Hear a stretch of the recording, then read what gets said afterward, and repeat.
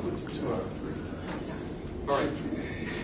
We're ready to start the hearing on Tremont School.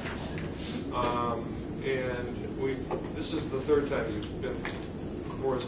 I assume it's because the enrollment's increasing again? Is that what it is? Yes, the plan all along is started off with 2 grades. And every year they add a grade. Before they get up to senior year of school, they're not having enough classrooms here. They'll have to move. There's enough classrooms to go up to grade 11. So we've given in the attachment that you see there, the narrative, the most students will have in each grade, which is 12 in grades 5 through 8, and then go up to 16 in 9 through 12, but they're not on the classroom. But it turns out I made a mistake on this chart. So I know 2 of you have never heard about this school. It's over on Brown Street at the Greek Orthodox Church. They started off here, and last year they were still here. It looks like 4 classrooms here, but it's actually 2 classrooms. These partitions are gone. Next year, when they're 5th, 6th, and 7th. Last year we came back to when we got 7th grade. Next fall they want to do 8th, but they're not only adding this classroom, they're adding this one, so that's a mistake. Now, instead of sharing a couple of ages, there'll be 1 class in each of these and 1 here, so that'll be take them through 8th. The longest they could stay there would be 9th, 10th, and 11th. So if they filled out their numbers and if they filled out their numbers and their capacities, the most they would have here would be, I think I had here 98. There would be, or 96. 96. There would be 48 in grades 5 through 8 and 48 in 9 through 12 because of the higher numbers, 1 less grade. 9 to 12 or 9 to 11? You're not going to have 12. Yeah, we wouldn't have 12. So it would be 111 that way, yeah. So it would be 96 if we got up through grade 11. The parking lot is 235 spaces, so parking has never been an issue. So the changes that we're proposing are just to continue. The very first time we came before the board, we said what the plan was is just to continue with that plan. Our hours are still different. Our starting hour is still different than the middle school and the high school. Our school starts at 8 in the morning. High school starts at 7:30, and the middle school starts at 7:40. So, and with a few exceptions, they all have to be there. You get Saturday class if you're late to the high school. So it does start at 7:30. So there's penalizes the parents who have to take for the kids who don't have their licenses. Yes. And but so the traffic has not been an issue. We've checked. There haven't been any complaints. There's no school bus here. School buses are not used. Perhaps somewhere before the end. Fortunately, sorry. Somewhere before the end, they might have vans, but there's no plan for that now. So parents carpool or whatever, and they drop their children off each morning. But the hope was that this year was, you've seen what the maximum would be. The hope is that we wouldn't have to come back each year as an additional grade is added to the school. It's been very successful. It's an alternative school with a project-based curriculum. It's very active parents. We have Bill Wilmot, the head of school, is with us today, and we have 2 parents. We have Marlene Austin, who grew up in Weston, lives on Brown Street actually, and was the parent of one of the students. And Deal with that traffic, huh? and we have Jill Jackson. I grew up in Hingham. She grew up in Weston. Oh, I'm sorry. I thought you grew up here too. My husband did. I know Jill did. She grew up, she's Jill Jackson in Weston, now Jill Jackson Walker, whose husband was the fire chief before he became an educator. Yeah. So they abandoned us and they're native now. But she also has two children in the school. So you may have some questions that I can't answer. On the narrative, we touched on traffic, parking, hours of operation, waste disposal won't be changed. And we thought we would be coming at you with proposed signage. We have no signage out on the street. They're a tight budget. They have not hired a person to design the sign yet, so we're not proposing a sign this year. Because that would be kind of. They need one, but it's up to them when they come before you with a proposed sign. The question I've got is, right now you'll have a total of 4 classrooms. Yes. Each classroom would have 9 students. So it'll vary, and I'll let Bill say it. We're looking for a cap of 36 this year, so. Yeah, 36. But they're not exactly 36 the is same fine. in each class. But, Yeah, they're not equally split. So No. these will likely have 12 each, and then 12 split between those 2 classrooms. Okay, so it's when you go from 36 to 96, but you're only adding 3 classrooms. So what that means is that the other enrollments in the lower years also increase, right? Have the potential to increase. Yeah. Yeah. Okay. So we're hitting you with the maximum Yeah. tonight. I mean, this. So what's your concern? Well, 23 students, very low impact. 36 students, very low impact. When does it get to be a noticeable impact? Does it An get to be impact certainly. on traffic on Brown Street? Yeah. It's how does it interfere with? They're going to be supposedly putting a stoplight at the corner of Brown Street and Wellesley Street because the traffic is so terrible there. Mhm. So, does it get to be an issue at some point? Does this begin to influence the traffic pattern at that intersection? That's my question. Because there are also 18 faculty members, so now we're up to 114 people. I think that's right. Which means, as opposed to, 33 people. So. Yeah, I'm just thinking about Route 30, Brown, all the roads, they're all at failure.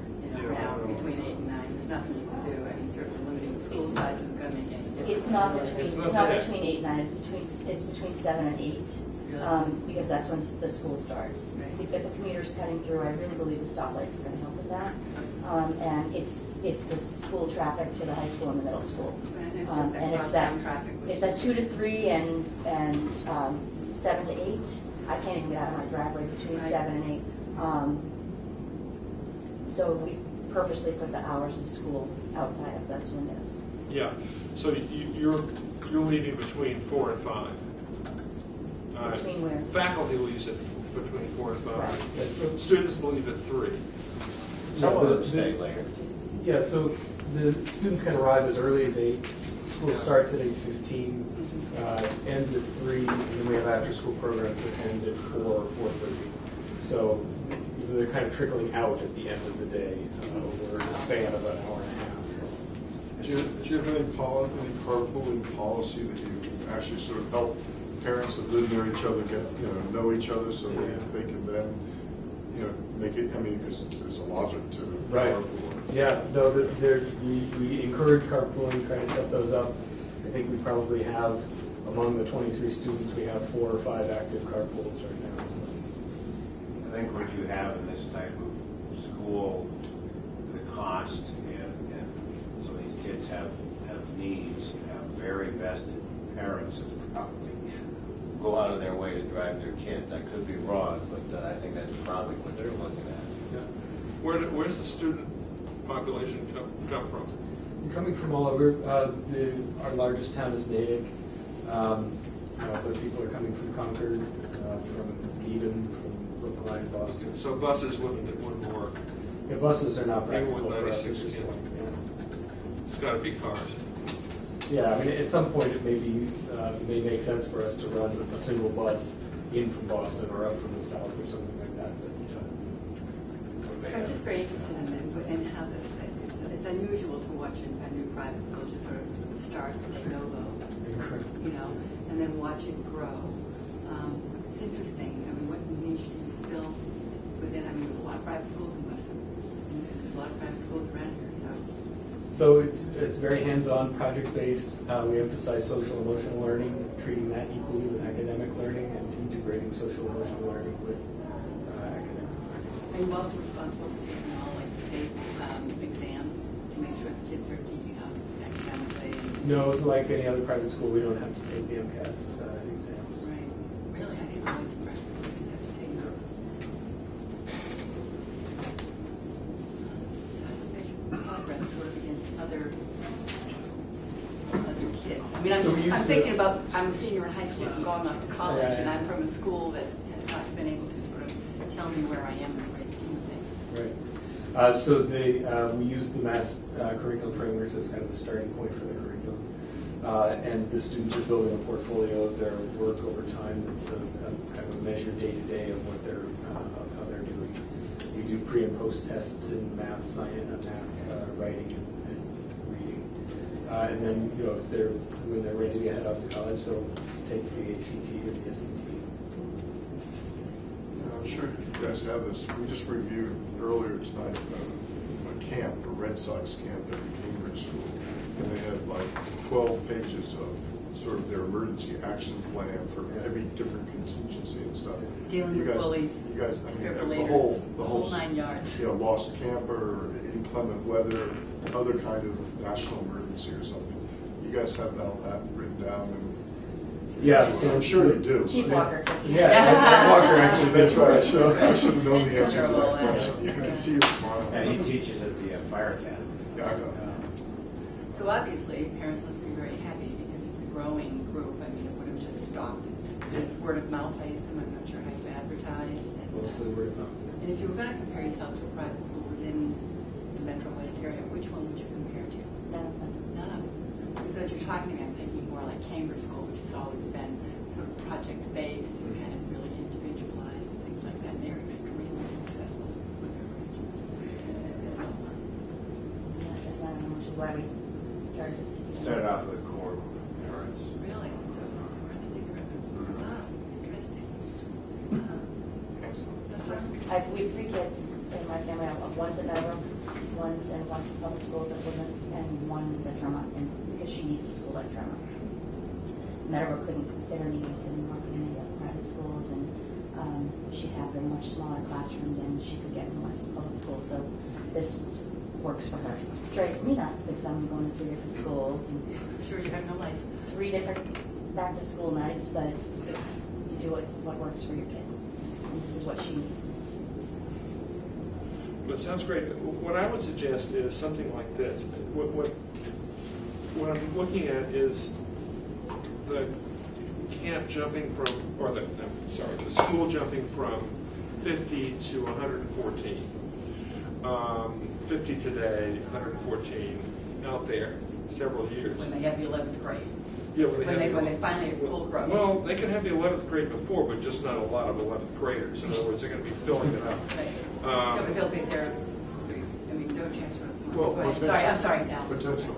Well, so what I was going to suggest is maybe we draw the line somewhere, see what the impact is, say, at right now it's a total of 50, say, you know, when you reach a benchmark. Yeah, like 75 or Yeah, 80 like 75. Or, yeah. See what the impact is on 75, and then we'd be able to see what the trajectory is going to 115. Right, and how that number's working. Yeah. And the only thing I would say is when you do decide to decide, somebody has to come in and just show it to us. Yeah, I mean, my guess is that there won't be any impact, but at least then we'll be able to. We'll have more things determined in the area. We'll have the stoplight on Wellesley. We'll have the the pathway, otherwise known as a sidewalk on Brown Street. And, you know, we'll have a clearer picture of how Brown Street works and a better idea of how a larger population in the school works, and then we can. And also the effects of the changes that will be taking place at adjacent, you know, intersections like Route 30 and Wellesley Street, as well as Brown Street and Wellesley Street, and, you know, any of the other areas. As well as the total build out over Polaroid with complete annihilation of Route 95 north and south and traffic increasing in this town. Sue, I'm sorry, don't start. we're losing it. Start thinking Can you about tell me that. when the projects are going to happen with the sidewalk and the traffic light? I don't know. I imagine the planning board's going to have to review the sidewalk. Yeah, because it's scenic road. The traffic light, they're doing a design now, so I don't know when that's going to actually go in. I doubt that we'd see it before fall. Oh, Just yeah, thinking that the traffic from the construction alone is going to affect Brown Street Yeah, tremendously. for sure. And I wouldn't want that to interfere with neighbors thinking I'd if say the there's a problem sidewalks with. next. Mm. Guess it's next Caused spring. by the school, Exactly. when in fact it was. What's actually the construction.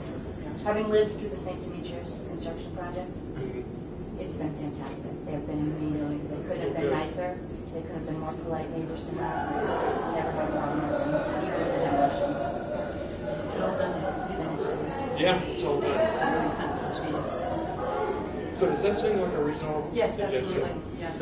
So just so that I'm certain in drafting something, are we looking at basically almost like a traffic status report, like summary as far as number of vehicles associated with the school traffic, any Number of cars. right? And basically, I think at this level, 36, that we could do Right. all right That's the with that. baseline, right? Yeah. So and then like a condition may be that there may be. Let's look at a doubling, So- 36, yeah. want to go to like 72? So let's say 75. Yeah, like, yeah. When we on double that- enrollment or together with Together, staff. total population. Okay. Staff and enrollment, 75. We double the students Yeah, and it's just- 72. Yeah, and that gives you a couple more faculty members. That would bring you up to 16. So we could say 70, once the students reach 72, we'll come back. Sure, that's fine. Yeah. Costs money every time you have to do that. That's my bedtime. Double my rate. I was going to say, I'm sure you double your rate at night. We double ours. Give us a discount. Your projection for the maximum may change too. Sure. So, we'll see. Good. Does that seem reasonable to you? We just want you to come back and visit us. Hear how things are going. That'll give us at least one. All right, so Yeah. we will continue the hearing, amend the conditions, the conditions. We're not writing a new set of conditions, are we? We'll amend, so we'll incorporate the previous Yeah. decision and then just do the incremental change. Is there any information we need from them? Because then if not, we could just close it and then just deal with it. We do it both ways. It doesn't matter to me. It's only when I expect we may get something revised, that's when I like keeping it open because we technically would have to receive it. Unless, Jonathan, you said there was an error here. If you could maybe correct that and send that back so we have it correct. Yeah, the only error is on the chart, if anyone has a green marker. Oh, Um, That's the only error. I I think, isn't that the only error, Bill? Mm-hmm. Yeah. I'm just trying to figure out how to well, fit in this issue. we also need some kind of a vehicle count, don't we? But that would be, Not a traffic study, just the number of cars they're projecting. so that's something you're asking as Yeah, far as because right that's now. what we got initially in the first couple. So I don't think we projected traffic, never. no, not traffic, not vehicle trips, just the number of cars and they're going to be in the lot. Yeah, I think we did cars in the lot, which would be one for each teacher. I can. It's 0 for the students. Yeah, no parents, that were back to school night or whatever, Yeah. So so it's. So it's a total of 14? So it's, yeah, whatever the faculty is, and I wouldn't be surprised if a couple of why'd you figure one car for each faculty? I'm sure they don't pay one. Yeah, 14, so I'm it's, sure they carpool if they can. yeah, it's minimal. All right, so we could just include that in the decision, that we, Yeah. that we got testimony, it's Yeah. 14 cars.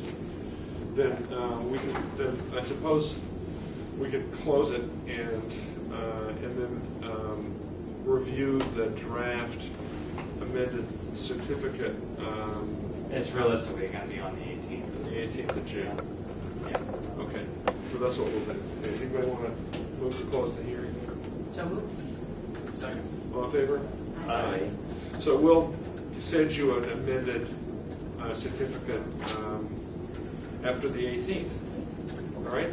Right. Thank you. Thank you. Thank you. The same time that Ed, yeah.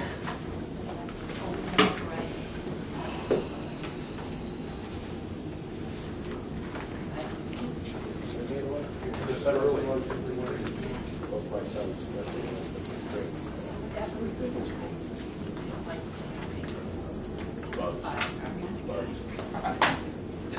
Support. No, you just.